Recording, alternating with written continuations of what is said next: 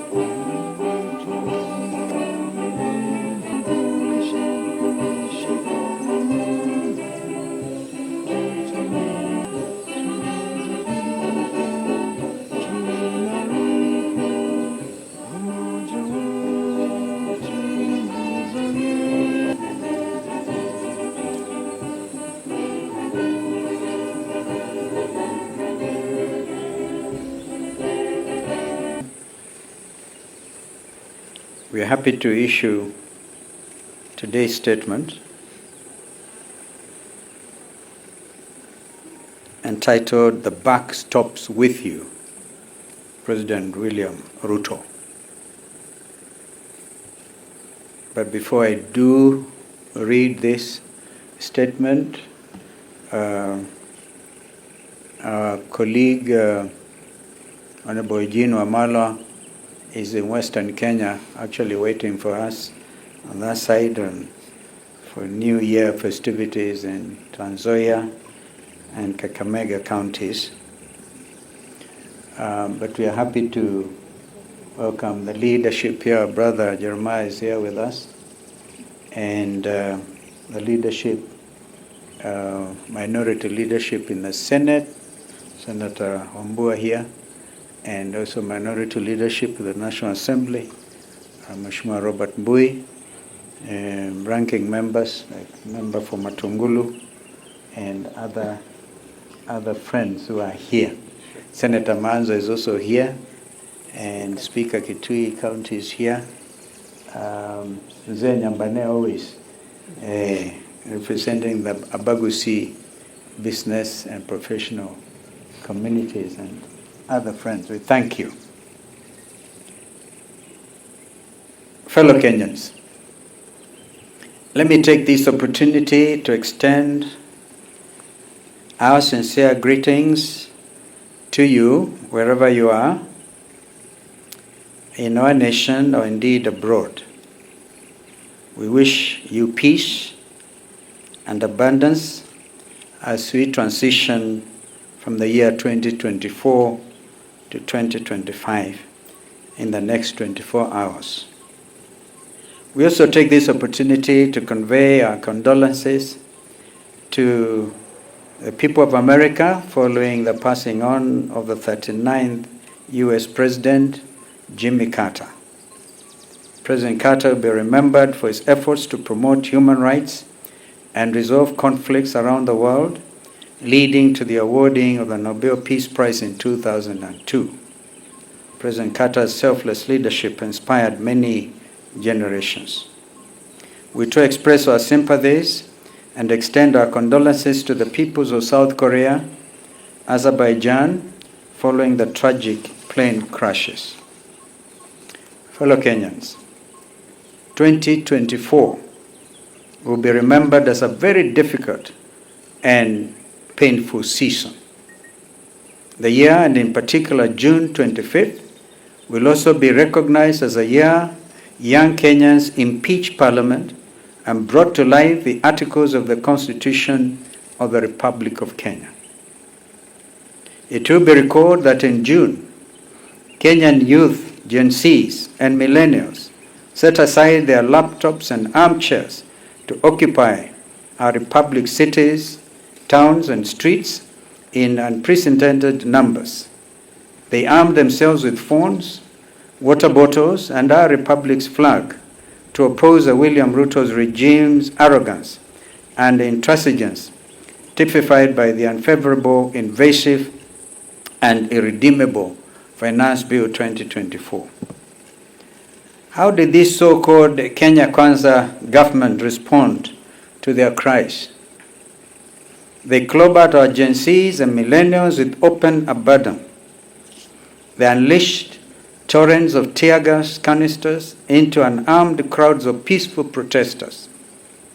Shockingly, they fired indiscriminately live bullets into the crowd of non-violent demonstrators, killing one too many of our law-abiding youth and injuring far too many.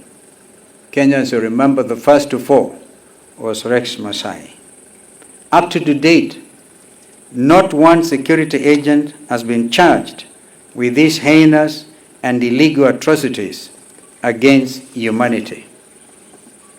And in the case of Rex Masai, you'll have noticed an attempt at an inquest. An inquest is not a criminal proceeding. It is just an inquest, a way of trying to make it easy for the culprits to escape.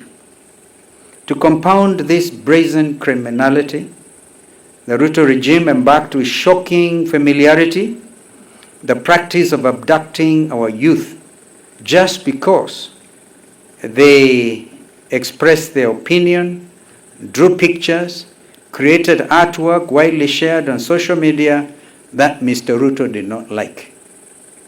This terrible practice of abduction by hooded brutes is reminiscent of the dreaded Adolf Hitler's Nazi militias. Up to date, and given that none of these balaclava-wearing gangsters captured clearly on CCTV have been arrested, there can only be one conclusion. They received the instructions directly from State House Nairobi. Let us not pretend about this.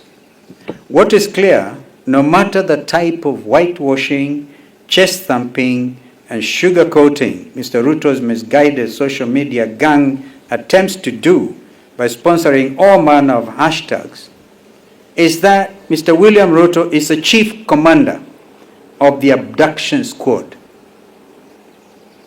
We demand that all 82 youth who have been abducted in the last 3 months be released and returned to their families immediately.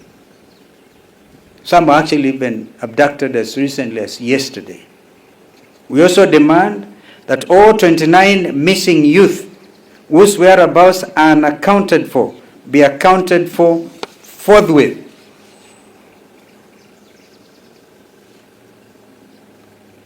If any of them will have been killed,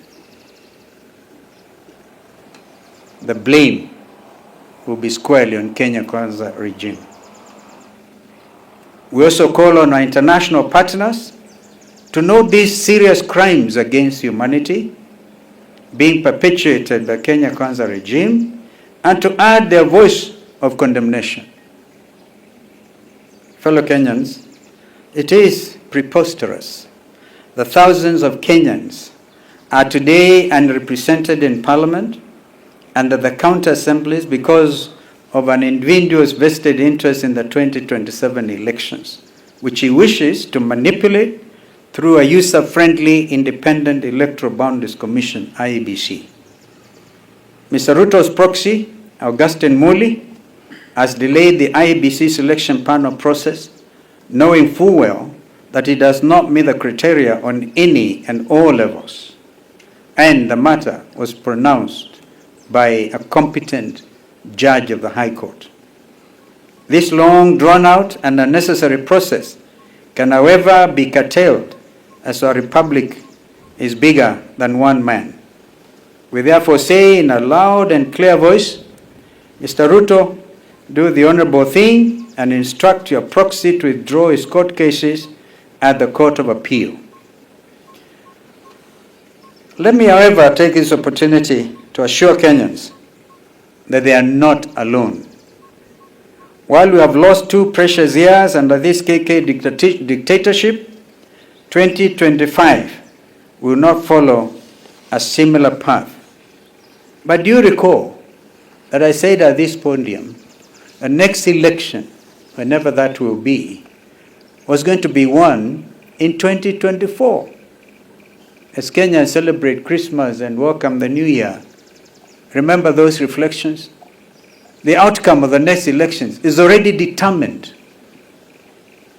And I'm no prophet, but I said that.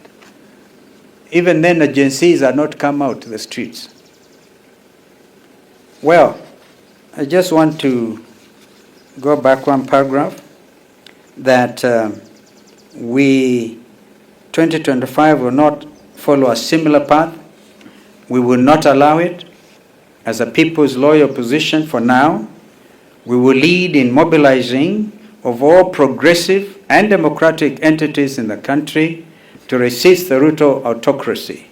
Kenya Kwanza regime must respect the Constitution of the Republic of Kenya or vacate office if they are unable to comply. Equally, we reject the silencing of Kenyans through fear. We will lead the fight against the culture of fear that Ruto and his blood-based government are trying to sell to the nation. We also loudly reject Mr. Ruto's sinister schemes of silencing of alternative voices and the opposition through buying them into blood-based regime. To those who have been bought, know this: you have betrayed the people of Kenya.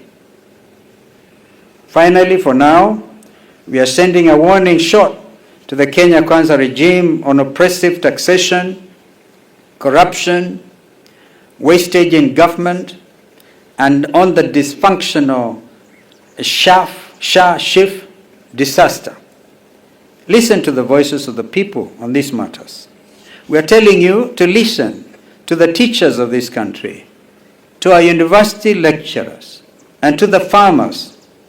Listen to the industrialists and the employers, and listen to the ordinary man in the street. Listen to the common Kenyan, whom you once referred to as a hustler. Listen to Mama Mboga, to Boda Boda, and to Beba Beba. The new year, 2025, will be different. This is our promise to Kenyans and to you, Mr. President William Ruto. On a different note, I wish to thank Honorable Zain Abubakar, I don't know whether he's here, for accepting to lead my presidential secretariat for the last 6 months. He's been on duty, actually. His rich and prolific academic background, combined with years of activism, has already enriched our growing people's team. In the coming months, we will be unveiling more members of the team determined to rid this country of dictatorship and return us to constitutional democracy. I propose that Mr. Philip Kisia be appointed as the new Executive Director of the Azimio la Umoja One Kenya Coalition Party to take over from Honorable Raphael Tuju. Mr. Kisia's extensive experience in public service, private sector leadership, and community engagement makes him uniquely qualified to lead Azimio's secretariat as it transitions to an all-inclusive and progressive coalition. We shall obviously be unveiling our new coalition early in the new year. Thank you and happy 2025. May God continue to bless our country, Kenya. Asanteni sana. Within my province to nominate our brother Abubakar Zain. But Azimio la Umoja Kenya, One Kenya, as it stands today, as his presidential candidate, or indeed we had a presidential candidate, Agwambo, and because we continue to wish him well as he pursues this ambition of becoming the next chair of the AU Commission.